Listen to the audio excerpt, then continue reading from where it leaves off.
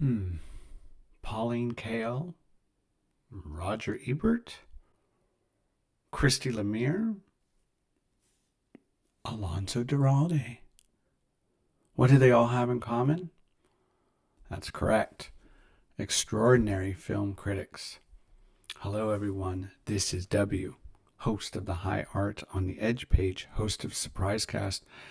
Last month, I had the incredible good fortune of speaking with Alonso and Christy about the art of film criticism, upcoming holiday movies, and of course, their fantastic show, Breakfast All Day.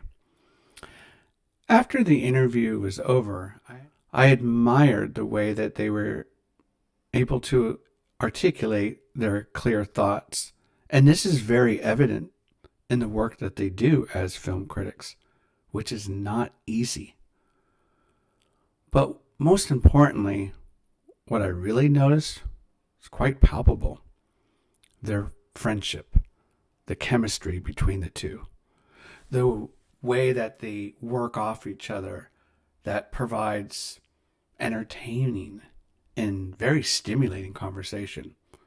You'll be able to see that on the screen yourself. So, grab yourself a good drink, have a seat, and enjoy this really warm and sweet conversation with two people who have a gift for words, Alonso and Christy. What do you want to discuss now? My favorite color? You see, George, you really had a wonderful life. Don't you see what a mistake it would be to throw it away? Cab. Let me make it up to you somehow, huh, please? How about a nice hot dog and a beer? This is W, host of the High Art on the Edge page, host of this podcast feature called Surprisecast. Today, we have some very special guests inside the Surprisecast studio: Christy Lemire, Alonso Duralde, film critics. You may know them from Breakfast All Day, which we will get into much later in discussion. How are you today? Terrific. Thank you for having us. Thanks for having us. Good to see you.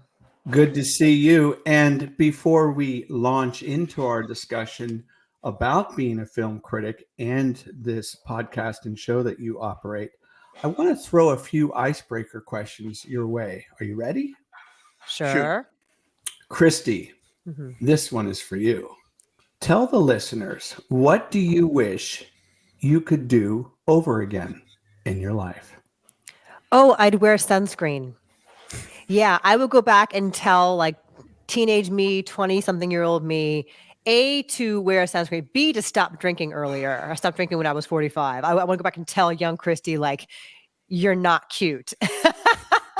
So that's probably part of it. But sunscreen is the key thing. I wish I had known. Was that something just was not kind of taught to you as a child? I grew up in the valley, like hanging out by the pool. My mom would lie out by the pool with like baby oil and just read books and smoke all day. So like that was the example that was set. It was the 70s and the 80s. Like we didn't know. I had a convertible. I drove around with a convertible with no sunscreen on. We thought the sun was our friend. We thought the sun was, and it is because it has vitamin D in it, but it also, ravages your face. And so I wish I could go back and tell younger me, when I was feeling frisky and free in my convertible, to take a second and put on sunscreen. I'm Irish. I'm pasty. Thank you for sharing and being slightly vulnerable. Much appreciated.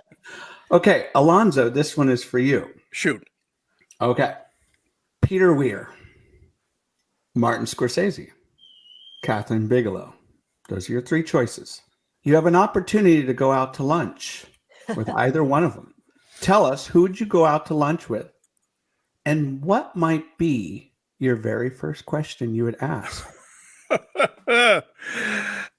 You know what? I mean, I think any of them would be fascinating companions to hear their stories.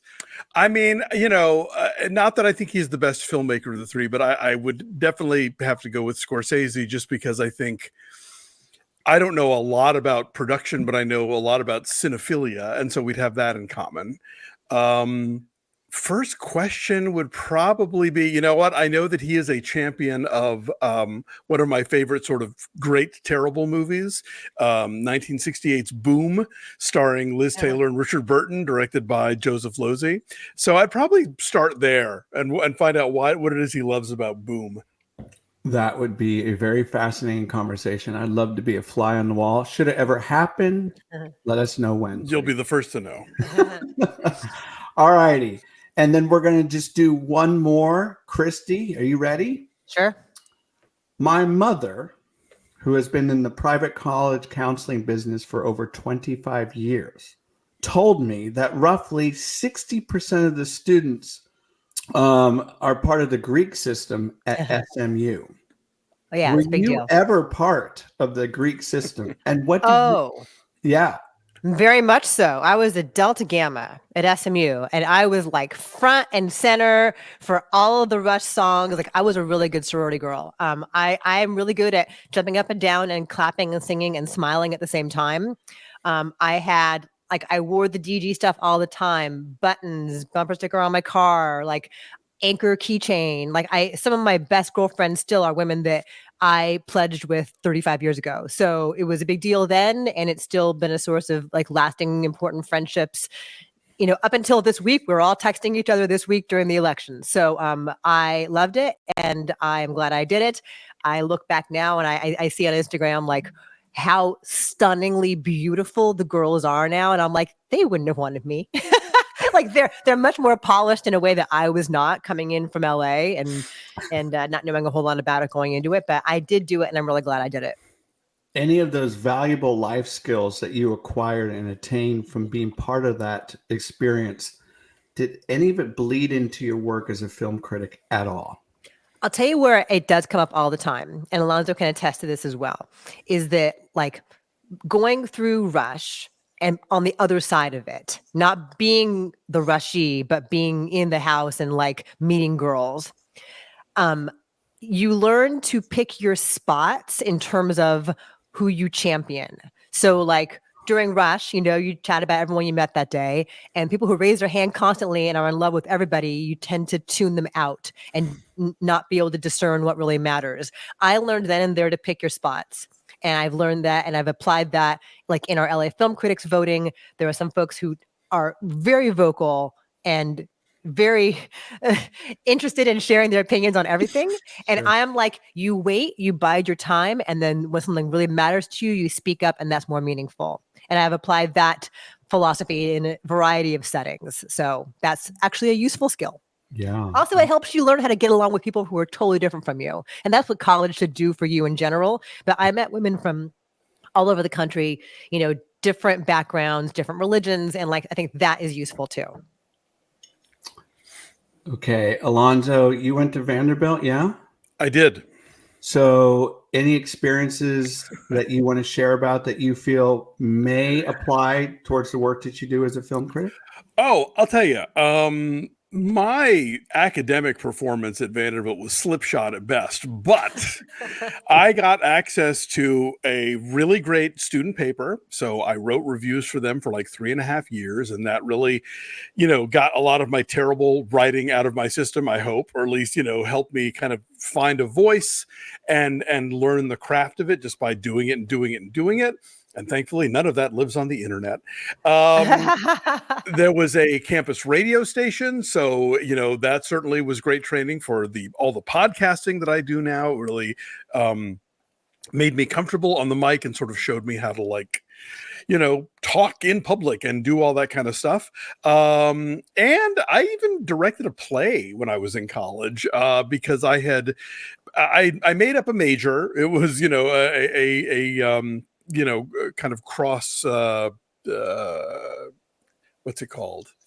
Anyway, there's a word for this where you make up a major basically. And there was some you know, literature involved. There was what few film courses I could get at the time. Now they have an actual film school, but at the time they didn't.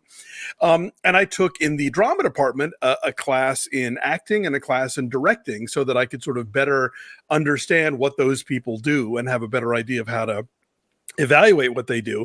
So I directed a play, and in fact that play starred Kim Dickens, who I will always be proud to be the fact that I was her first director, and she went on to be in like Gone Girl and Fear the Walking Dead and Treme. Like, she's an extraordinary actress, and I was lucky enough to get to work with her when she was just starting out as a performer, and she was great from the get-go. So I was a terrible student, but I took full advantage of the many sort of extra and I programmed the on-campus cinema. So that showed me, when I went to festivals, I knew about like booking films and talking to distributors and figuring out the calendar and where to put things and how to write blurbs that would make them attractive to people. Like, how did I sell out, like 4 shows of an Italian art house film to frat guys? I played up the fact that it had been rated X, So yeah, I got a lot out of that experience. I don't want to go too far off tangent, but because you just shared that experience with me, have you read this book, A Bright Ray of Darkness, written by Ethan Hawke? I have not. I did not know Mr. Christy? Hawke had written a book. No. But I know he contains multitudes and works across various mediums, so that makes sense. So he wrote a book. So, Alonso, and for all the listeners, a great book that was written a couple of years ago, and it goes into a play that needs to get done. So check it out. Yeah, it's really good. A Bright Ray of Darkness by Ethan Hawke. Will do. Okay, Christy, you don't know this, but inside this room right now is actually a room I spent a great deal of time in. This is my childhood room. Oh, wow. And my brother and I would play Jaws on the bunk bed. You could not fall on the floor, otherwise you'd be eaten by the shark. So Jaws had a tremendous impact on my upbringing, Halloween, so on and so forth.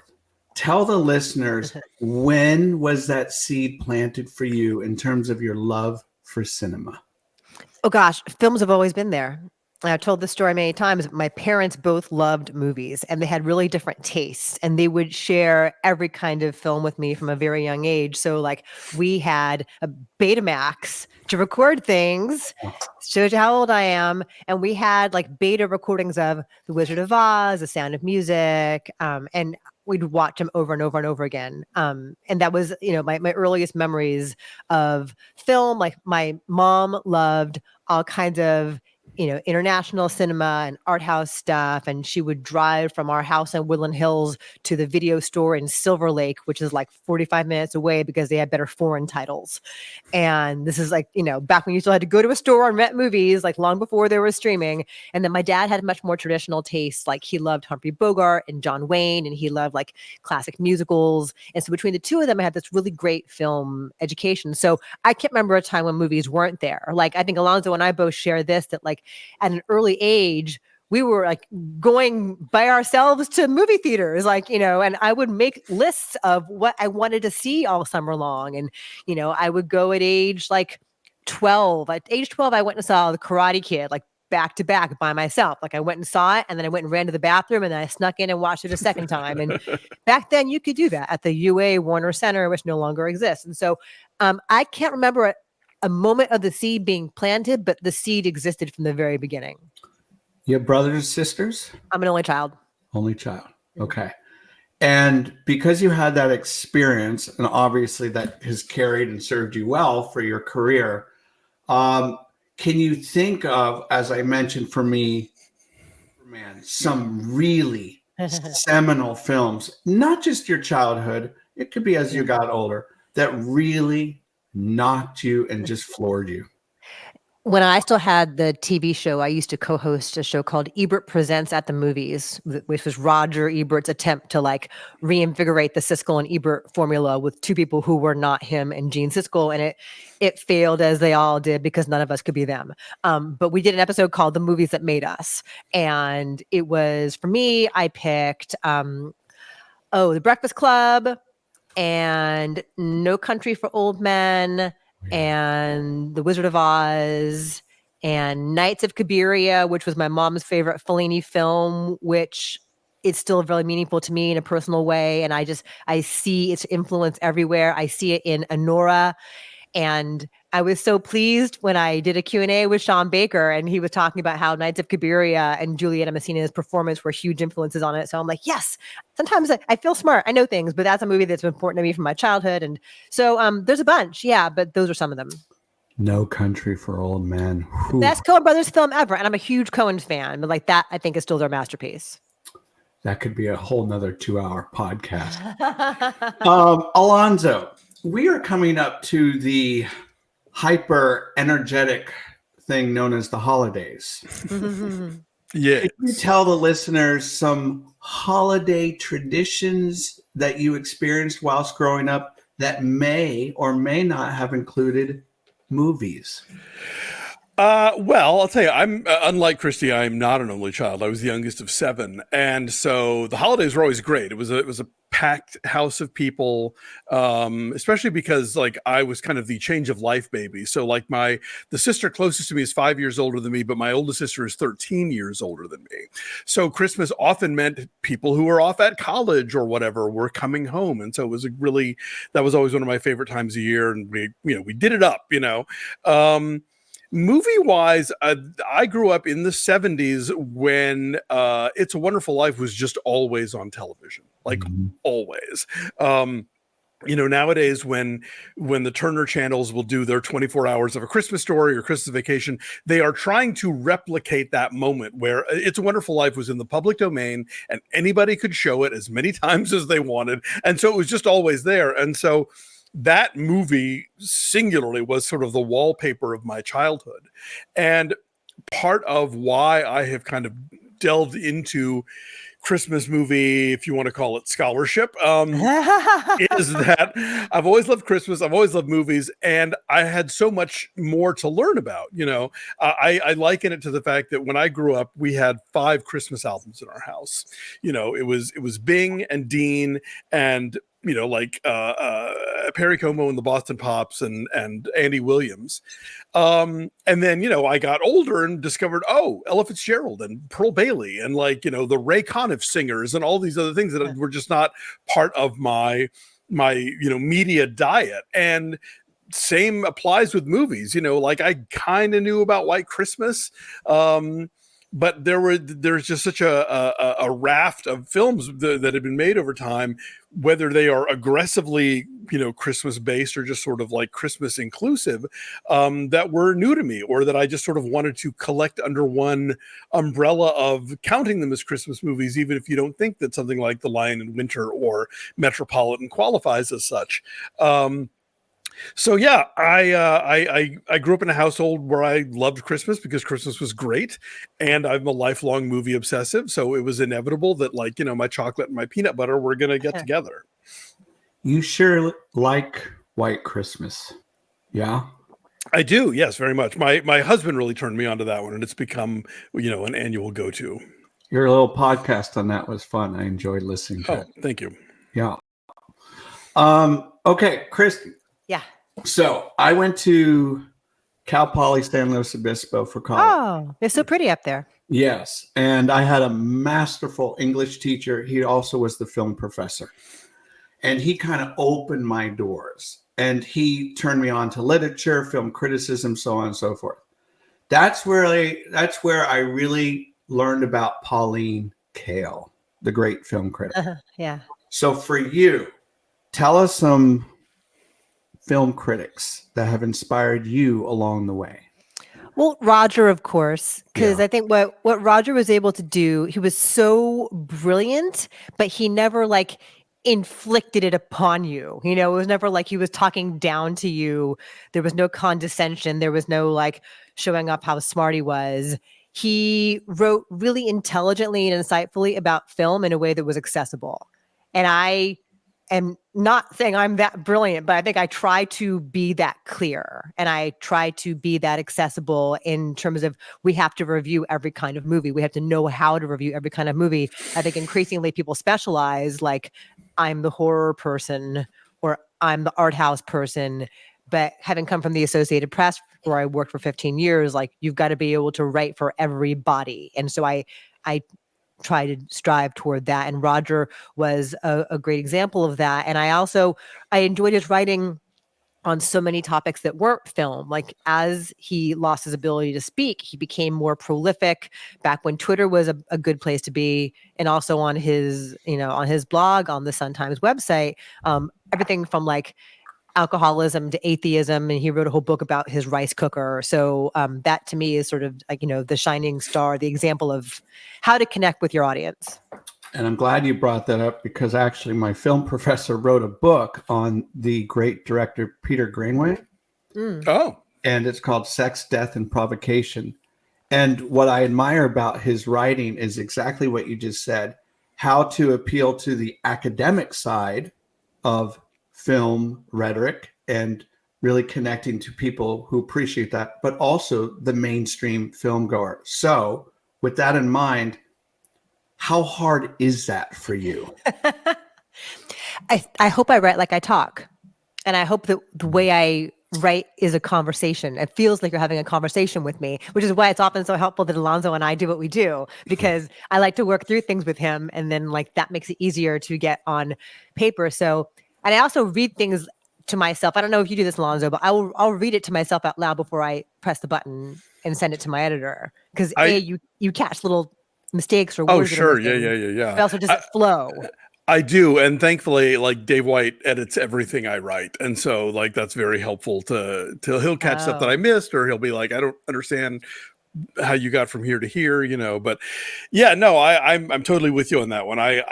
For me, the idea is there is a way to explain what a movie is doing and why you're responding to it, but you can still express your enthusiasm about it in a way that makes somebody think, maybe I'll give that a shot, when it might otherwise just sound too sort of forbidding. There's a thing that Roger used to say, and I keep invoking him, like approaching a film review, that he's reacting to the film, but he's also reacting to his reaction to it. And that I find is helpful. Like when I just had this conversation last week with a dad who also chaperoned this field trip with my son's French class. He's like, what are you looking for when you watch a movie? Do you have like a checklist? Yeah. And my main thing is like, how does it make me different? How am I different now watching this movie than I was when I walked in? Either emotionally or like, did it provoke, thoughts in me I wouldn't have had, or just how did it change me anyway? And that's what I take note of. And like, that is helpful in determining whether a movie is effective or not. So there was a film critic here in the Bay Area who used to come to my classroom and talk to my students about writing and film criticism. One of the things that she talked about is when she was reviewing a film, if it was a film about dogs, she would incorporate dog language and pepper her writing that way. That was her approach, and it was effective and it was engaging. So for you, what are some of your motifs? What are some of your strategies in writing? Well, Dave White would tell you that I have a weakness for puns and I need to knock it off. It won Justin Chang a Pulitzer, so you keep doing that. I don't know if that's what won him the Pulitzer, but it didn't get in the way in any event. I don't know that that's quite my motif. I think I'm usually more interested in, I don't know. I don't believe in sort of pronouncements about things. Because I kind of take each review on a case-by-case basis, I think. Yeah. I mean, it becomes a thing of like, what does this movie think it's doing? What is this movie like? We do numbers on Breakfast All Day, which neither of us particularly like doing, but it's just a thing we're sort of stuck with at this point. and sometimes you'll get these like, rotisserie baseball statisticians who are like, oh, well, you gave this movie a 7.6 and that other one a 7.1 and blah, blah, blah. And it's like, I think that each movie has to be kind of, you're judging it on its own scale. You can't walk into Killers of the Flower Moon and rate it the same as when you're walking into Hundreds of Beavers. Like, they are different kinds of movies. They have different agendas and they're trying to accomplish different things, and they succeed at those things. But, I think you just have to sort of like, always be adjusting the scale for a film's intent and for a film's, chosen kind of pathway, its tone, it's all of that stuff. So that's that's what I try to do, and that, and sort of, if when possible, and it's not always a thing that immediately exposes itself, but to explore the idea of like, why this movie now? What is it saying now? Why does it exist at this particular moment in the culture, and what is it conveying or failing to convey about the zeitgeist, about right now? I like that. And also, I think something that you and I talk about quite a bit is like, how well does this movie achieve what it sets out to do? Exactly. Right? Like, what's its target and how close does it come to hitting it? Yeah. And that's a sign of success, I think, for us both. Yeah. Okay, so with regards to a Scorsese film, and you've seen many of them, do you have, when you watch another Scorsese film, does your criteria change based on each Scorsese film that you watch? Is it different from just watching another film? Do you know what I'm saying? Like when you watch Killers of a Flower Moon, do you look at his body of work and go, okay, where does this stand in relation to his other pieces of work? Or do you just keep it compartmentalized and separate? It's impossible not to when someone's that prolific. Certainly, yeah. And I think when somebody has such a definitive voice, you can't watch The Irishman and not think about like Goodfellas or Casino or sort of other movies that he has made about like, power structures, or about, men, or about like, these things, he is an auteur in the truest sense, in terms of like having this kind of body of work that speaks to things in a particular way. And that doesn't mean that, you complain that the silence isn't enough, like, Mean Streets, but you understand that it is coming from this one place, and from all of the things that this artist contains and is interested in. I want more whip pans and silence. more 50s doo-wop needle drops. Exactly. Christy, so for you, if someone came up to you and said, what is the art of film criticism? Obviously a very subjective term. How would you define it to that person? Gosh, that's so hard. I mean, I think we touched on it a little bit as far as like having the conversation about how effectively, a film achieves its goals. I feel like people's time and money is valuable. Time and money are valuable. And, I want to help steer folks in the right direction. But I don't feel like what I say is the definitive be all end all. I feel like it's the beginning of a conversation, and I feel privileged to be the one to start it. Yeah, somebody responded to one of my reviews recently on social media and said, I can't believe we saw the same film. And I responded, no two people ever see the same film. That's art. That's what art should do. Exactly. Because people talk about, I've actually heard like young people who should think about this more complain about reviews that aren't objective enough, or that are too biased. And it's like, no. All criticism is super subjective. Everything that you are taking in runs through the filter of your life experiences, your own like preferences, your favorite color, whatever it is. Like all of that stuff comes into play. So yeah, no two people ever see the same movie or the same painting or the same opera or whatever. And so film criticism is the idea, I think, of explaining, here's what I saw. And here's how I saw it, and here's how it made me feel, and maybe here's a little bit of why it made me feel that way. And then people can read that and decide for themselves, well, this is not my point of view at all, so my experience watching this film will probably be completely different, or was completely different, or, I can relate to that, and I also respond to these things, so I will perhaps also respond to it in this case. So yeah, I think it is very much a personal thing that you are then sharing with the world. Something I think is so flummoxing, sorry to cut you off, I want to piggyback on that, is that people will often seek out film critics or film reviews that either validate their expectation of the film or validate their own personal experience. And so people will say like, I usually agree with you, but, or, I was disappointed that you didn't like this, I really wanted to like it. And, like The Dark Knight Rises, for example, like I got death threats because people didn't like my review. It's stupid, but like that's not what film criticism should be. Like it's so personal, it's so subjective, and I personally always seek out people who disagree with me. Like if Tim Grierson or Katie Walsh or any of our good friends we've had on the show have like a totally different opinion, like that's who I'll click on first, because I want to know, okay, this person's really smart and they're really thoughtful, and what did they see that I didn't see? Exactly. And I want that information versus like, Everyone agrees with me. I feel smug. Yeah, and even worse, like you said, people get mad about reviews that don't hew to their expectations of based on having seen the trailer. Like they haven't even seen the movie yet, and they've already decided how they feel about it, and they're mad when you don't agree with that.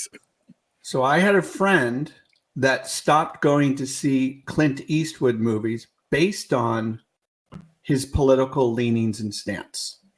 And I said, I respect that. That's fine. I think you're missing out on some good film, but that's your choice. So how do you as a film critic keep away some of the biases that you may know about these directors that you don't really care for, whatever social activism, political stuff? Like, how do you balance personal opinions and biases? Do you know what I'm saying?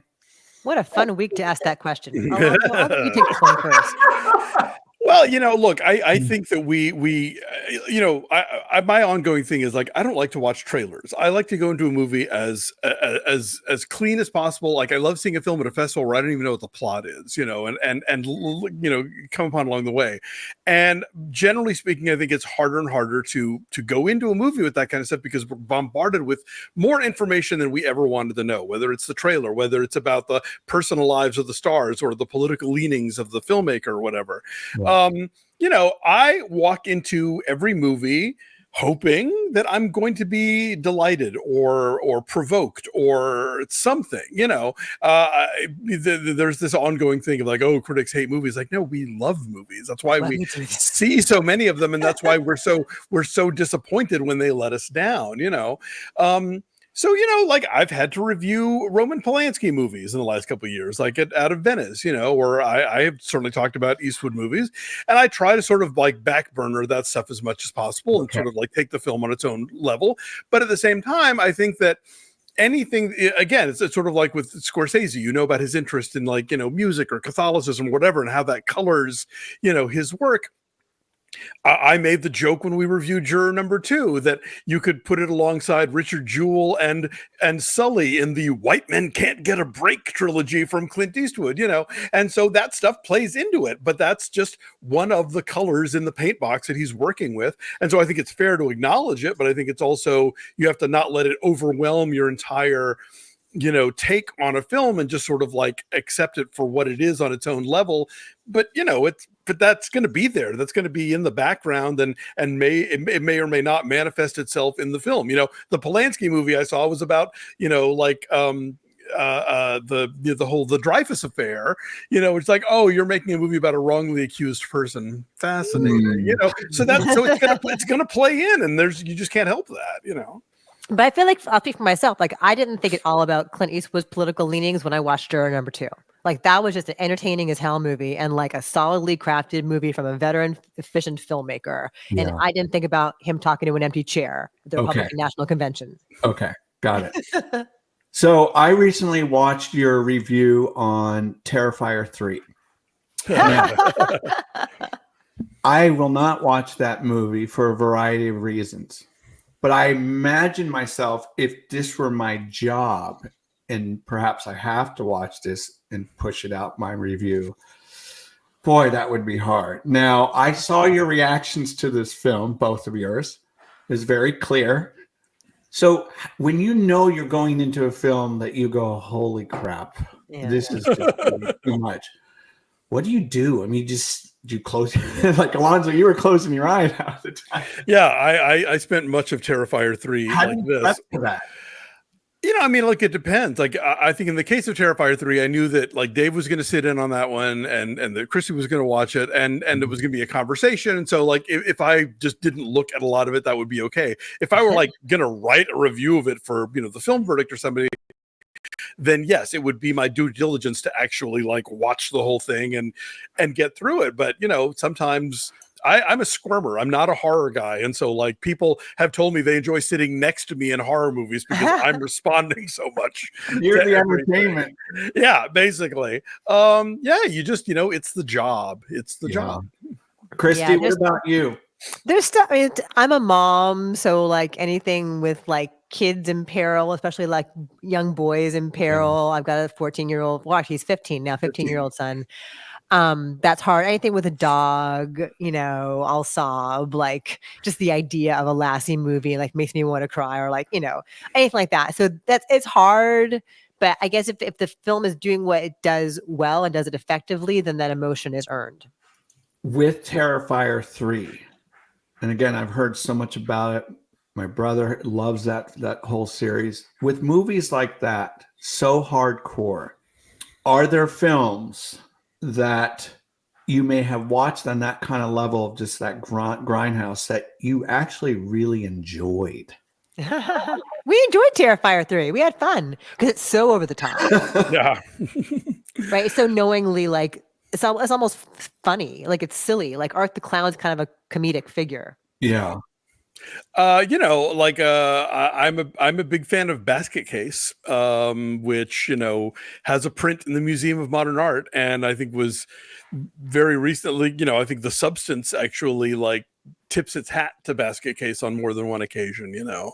I'm not a snob about that stuff. I think there's a lot of there are critics who sort of defend the idea of like irresponsible movies or kind of films that just go so far beyond the pale. And I mean, there's something to be said for really kind of throwing out the blocks of what people are and aren't supposed to do. I mean, going all the way back to like un chien andalou, like I think that cinema often relies upon its provocators to sort of like create a path to what becomes sort of standard issue storytelling, but in its moment just seems like tremendously shocking, so yeah, I'm not priggish about it. It's just not the kind of movie I'm going to run out to see necessarily. Sure. But did anybody ever actually go and like slice out their own eyeball after seeing Un Chien Andalou? Like, yeah, I don't know, but I'm sure somebody complained that it was going to inspire somebody to do it. You know what? I co-hosted a screening of the first Fast and the Furious movie at the Frida very recently with Larry Mantle and Film Week, and Amy Nicholson and I were on stage with a couple of the behind the scenes folks, and people came to that screening who had lost loved ones in street racing. And they came to complain about the fact that they felt that the Fast and the Furious movies really glamorized a very violent activity. Wow. And my argument is like, it's not the job of art to be moralistic, like this is telling a story which happens to be set in the street racing world. Yes, some parts of it are exciting, but you also see the consequences of it. And it's not telling you to go out there and also block off a quarter mile of a street in the valley or wherever. Yeah. It's, you do with that information what you will when you walk out the doors. Depiction does not necessarily equal endorsement. Thank you. Yes. Nice. Can we talk about Breakfast All Day? Please. First question I have for you. How does this differ from What the Flick? Okay, well, let me tell a story of how we started this thing. Please. All right, so What the Flick was a channel that Cenk Uygur spun off of the Young Turks. He had a whole network of channels with different topics. Young Turks was a progressive political channel, but then he also wanted a place to share his terrible opinions on movies, and that was What the Flick. And so Alonso and I were part of that. That lasted for about 8 years. And then in late August of 2018, they decided that they were focusing more on like going back to their bread and butter of political coverage. They had like a sports channel and a pop culture channel, and they got rid of all of those and just like financially needed to focus. And so it was like it was Monday, August 26th. And that following Thursday, we were at my dining room table with this very podcast equipment that you see here. We were doing it as a podcast. So we just sort of figured it out. Like we just kept doing what we wanted to do, and we've been fine tuning it all along. I've always wanted it to feel, and I won't speak for Alonso with this, but my intention has always been like, this is the conversation that we will be having walking out of the theater, and you just happen to be there with us watching it. And I've always wanted it to feel organic. We truly are very good friends, and so like we would always sit together anyway. And so this is just us recording what would probably be the conversation we would have afterward anyway. And so we just try to get to a wide variety of films. Some channels focus on, just horror or just like Marvel stuff or just art house stuff. And I feel like it's our mandate and my interest, at least, in doing every kind of film. Yeah. So we will do a lot of documentaries, and we'll do a lot of foreign language films, but of course we will also get to like Gladiator 2 tonight, for example.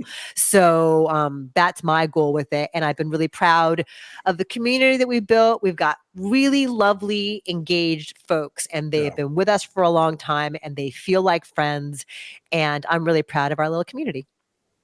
Alonso, you want to share anything? Yeah, I'd say all of that is true. I mean, and also the thing about Young Turks, or about What the Flick, was it didn't belong to us. We were sort of hired guns, and we came in and we did a show, and somebody else produced it, and like we had some say like, hey, we're going to review these things, but this is our baby, and so like for better or worse, if you love it or you hate it, it's just us.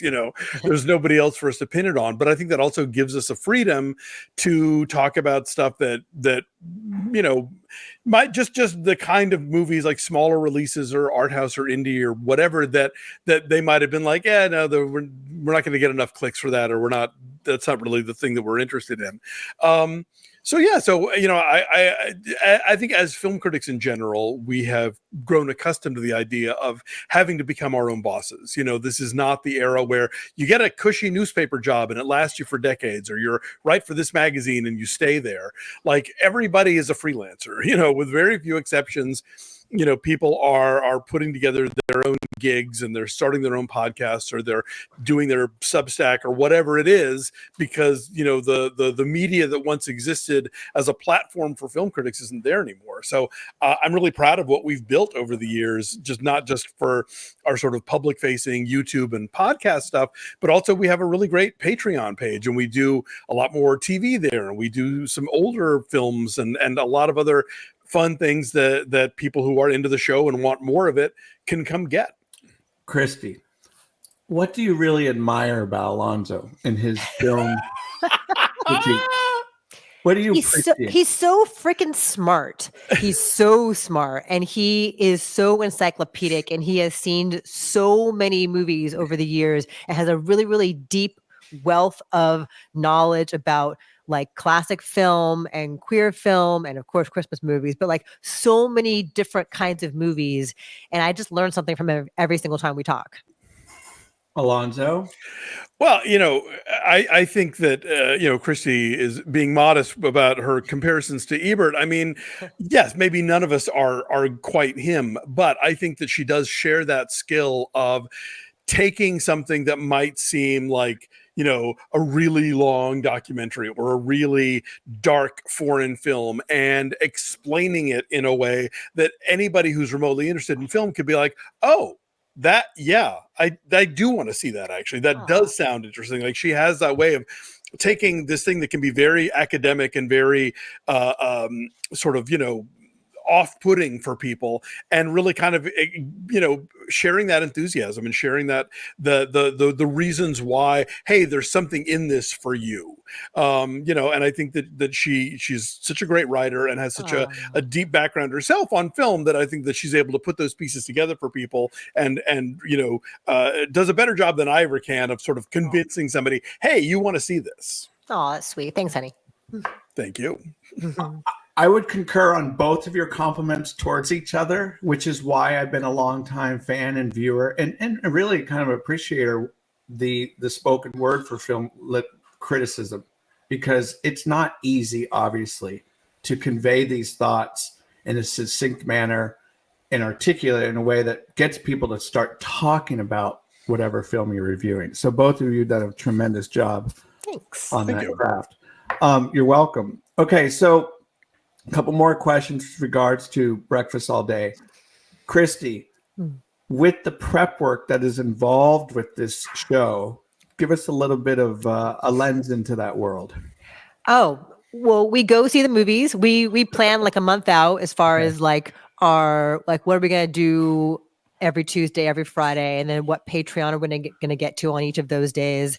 And then we also do a thing called Lunch Date with our Patreon members at our highest Patreon level, where we meet and do like a live chat once a month. And so we're constantly talking. We text every single day at some point in time during the day, as far as like, have you seen this? Have you gotten the information for this? When is this screening? When can we get links? So we're constantly in conversation with each other about that. And then Tuesdays and Fridays, we meet up and we do a couple of reviews, and we do live streams on Fridays. And I kind of love that. Like, I would be a terrible investigative journalist. Like, I'd be really bad at the long game required for that. But like, I like the week in, week out. Okay, we're doing this today, we're doing this tomorrow, we're doing this, and we do it and get in and get out and be done. And then I whip up the videos and the podcast and I put it out to the world. And Alonso helps promote it. And Alonso, anything else you want to share in terms of the prep work? Yeah, no, I think it's actually, I think, really kind of anchors my week to know that like Tuesdays and Fridays are definitely going to be like, doing the breakfast all day stuff. And, not that things don't also bop into weird places. Like if we have a particularly full Friday coming up, we'll maybe meet on Thursday and knock out a couple of things early. We do a thing called Table for One, where somebody will pay us to review a movie with them, and they'll pick the film and they get to keep the video and the audio to do with it whatever they please. They can put it on their YouTube channel. They can show it to friends. They can bury it in a hole, whatever. And so all of that sort of gets put into the calendar as well. But it's, I think the film critics with a select few who don't have to deal with this if they just talk about like older material or whatever. But if you are trying to keep up with the current cinema, week in, week out, here's what's opening Friday, here's what's opening Friday, here's what's opening Friday, here's what's opening Wednesday, and so you're just trying to like make sense of that and drop things and review things, when you can at the time that works for it. We're going to wrap this conversation up with Christy and Alonso. I want to know, and I'm sure the listeners want to know, whatever you want to speak to with this next question. Can you share some holiday and or hopeful Oscar picks coming up? You go first, holiday man. I'll tell you, there are 3 holiday movies coming out this month that I had varying degrees of expectation for, and all of them wound up being better than I thought they would be. The Best Christmas Pageant Ever, which we have reviewed, which I worried was going to be like, faith-based in the worst kind of way, where it's like just sort of spoon feeding you like super obvious messaging about the true meaning of Christmas. They actually do it in a very delicate and funny way, in the way that the original source material does. Red One, which had a lot of earmarks of being another one of those Red Notice movies, where they get a bunch of movie stars in front of green screens and it's not funny and it's not exciting, is actually pretty fun as an action movie goes and has some wit to it. And then Christmas Eve in Miller's Point, which premiered this year at the Directors Fortnight in Cannes, from Tyler Taormina, a beautiful movie about a family get together in Long Island in the early 2000s. And it's one of those movies where not a lot of plot is happening. And if you try and sort of figure out who all the characters are and how they're related to each other, it doesn't really matter. It's a movie that is all about the feeling. It's all about the vibes, if you will, about what that kind of Christmas is like, and the people who sort of when the kids sneak off and do their own thing, or some of the adults go outside and have a smoke and have some real talk about whatever. I loved it. I found it really just emotionally overwhelming, and I can't wait to see it again. Christy. Yes. So what I'm looking forward to that I haven't seen yet, is that the question? You could do that or holiday movies. Or Oscar picks.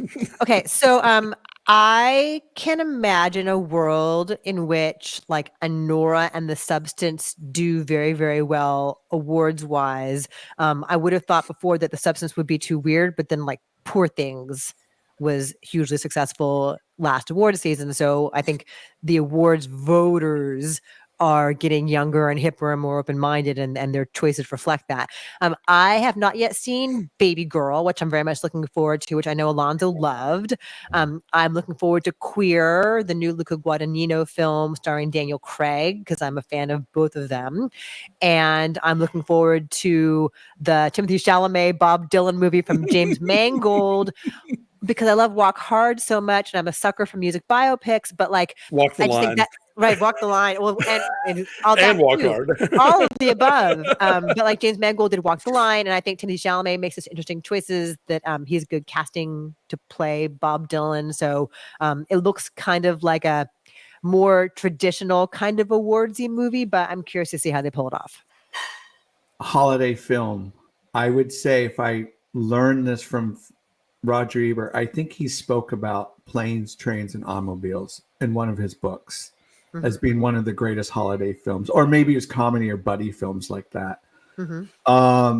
Is there a traditional holiday film you'd watch every year, whether it be Elf or Christmas Story? For me, no, but for Alonso, I know there's got to be one. Yeah, I have a ton. I know White Christmas is a big one. White Christmas, definitely. We try to go see It's a Wonderful Life in a theater, which LA offers a lot of opportunities for that every year. We pretty much watch Desk Set every year, which is a Katharine Hepburn, Spencer Tracy comedy that has a big chunk of it that's set at Christmas. I'm a big fan of the musical Scrooge with Albert Finney from 1970. I mean, Remember the Night. The list goes on and on. This is the path I've chosen for myself. Good stuff. Okay. Anything else you want to share with the viewers, listeners about Breakfast All Day? Patreon.com/BFestAllDay. Yeah, and we are Breakfast All Day on YouTube and all the places where you find your podcasts. And then I have a newsletter which wraps up all the things we do. Alonso alluded to the fact that we're all kind of freelancers. Like I like to say that I have 6 jobs and I have no job, but everything I do is at my newsletter, which is called Saturday Matinee. You can subscribe to that at ChristyLemire.com and you get goodies there that you don't get elsewhere. And then Alonso's got a new book out. Yes, Hollywood Pride came out earlier this year. Makes a great gift. It's a history of LGBTQ plus Hollywood on screen and off. It's a book, it's an ebook, it's an audiobook, and it's available wherever you get those things, including your local library. Support your local library. And you can follow us on the socials at BFestAllDay on Blue Sky and Instagram and Facebook. Rapid fire questions. Here we go. Christy, Taylor Swift or Beyonce? I don't want to have to live in a world where I have to choose. Alonso, last time you had sushi? Wow. Before the pandemic. Christy, coffee or tea? Both, actually. This is tea right now, but I had coffee earlier. Alonso, last film you saw at home? This odd Leo McCarey comedy called Good Sam with Gary Cooper and Ann Sheridan. Christy, have you read this book? Surely You Can't Be Serious, The True Story of Airplane. No, but I have done a Q&A with the Zuckers, so I am familiar with it. Yes. I love Airplane.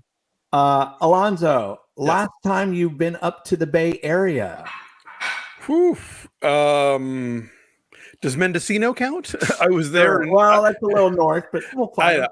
I went to Mendocino for the film festival in May, and it was beautiful and just stunning coastline. And it's a great festival. You should check it out. Christy, tell us one place you love to visit for some relaxation.